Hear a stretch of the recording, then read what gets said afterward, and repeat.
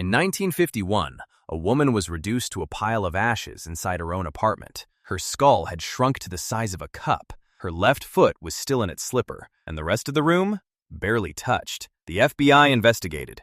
Scientists examined the scene, and nobody could explain how a human body burned at over 3,000 degrees without setting the apartment on fire. This is the story of spontaneous human combustion, and today we're going to explore what might actually be behind it. Not a myth, not a freak accident, but something far more terrifying, a virus. By the end of this video, you'll understand the 4 stages of this infection, how it turns your own body fat into fuel, and why one specific medical condition might make you completely immune. Let's start with the cases that started it all. July 2nd, 1951, St. Petersburg, Florida. Mary Reeser was a 67-year-old woman who lived alone. Her landlady came to deliver a telegram the next morning.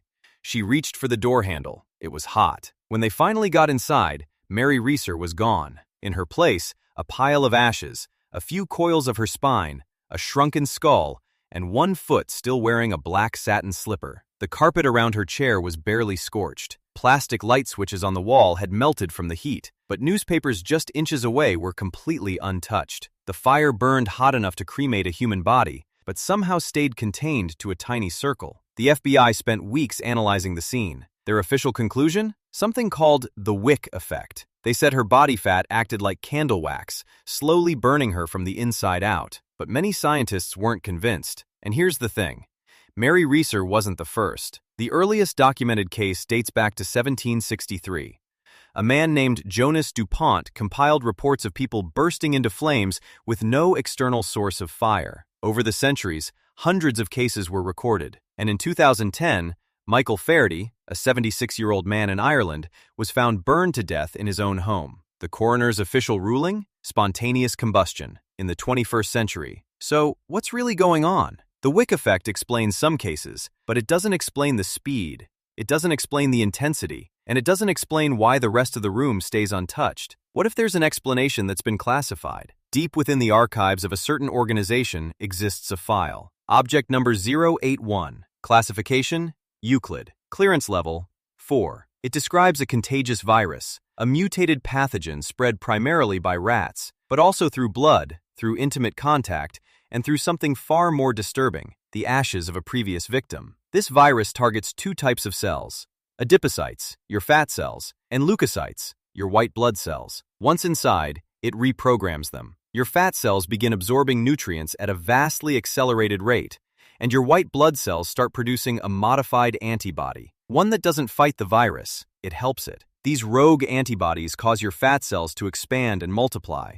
Your appetite becomes insatiable. You eat, and your body stores every calorie as fat. Your metabolism slows to a crawl, and you can't stop it. But the weight gain isn't the disease, it's the preparation. The virus has 4 stages, each one more terrifying than the last. Stage 1 begins after a 1-week incubation period. Mild fatigue, nothing alarming.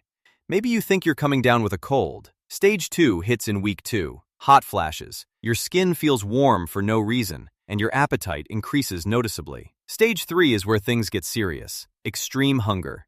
The medical term is polyphagia. You're not just hungry, you are ravenous. Your body is screaming for calories.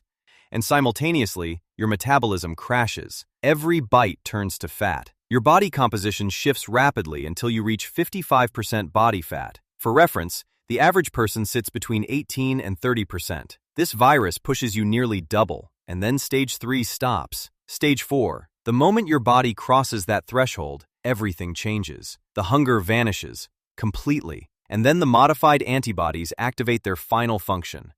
They trigger massive, violent cell lysis. Your cells begin to rupture, and the fatty compounds your body has been hoarding ignite. Through a mechanism that still isn't fully understood, these antibodies catalyze a chemical reaction that turns your body fat into fuel. You burn from the inside out. The wick effect. That's what the FBI called it in 1951.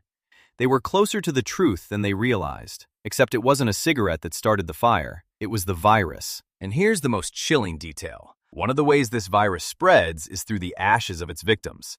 Someone sweeps up the remains, someone breathes in the dust, and the cycle begins again. But there's one group that appears completely immune. Diabetics. People with diabetes have a natural resistance to this virus. Why? Because diabetes fundamentally alters how your body processes and stores fat. The virus needs healthy insulin response to drive the fat accumulation. Without it, the virus stalls. It can't reach 55%. It can't trigger combustion. A disease that millions struggle with every day might be the only thing protecting them from something far worse. So let's bring it all together. 1. Spontaneous human combustion is real. Hundreds of documented cases stretch back centuries. 2. A viral explanation exists. A pathogen that reprograms your fat cells and immune system, turning your body into a biological time bomb. 3. It spreads through rats, blood, contact, and the ashes of its victims. And 4. Diabetes grants complete immunity. Next time you read about a mysterious fire where a person was reduced to ashes, but the room was untouched, remember this. There might be more to the story than anyone is willing to tell you. If this gave you chills, drop a comment. Tell me which SCP you want me to cover next. And if you want more deep dives into the darkest corners of the archives, hit subscribe. I'll see you in the next one.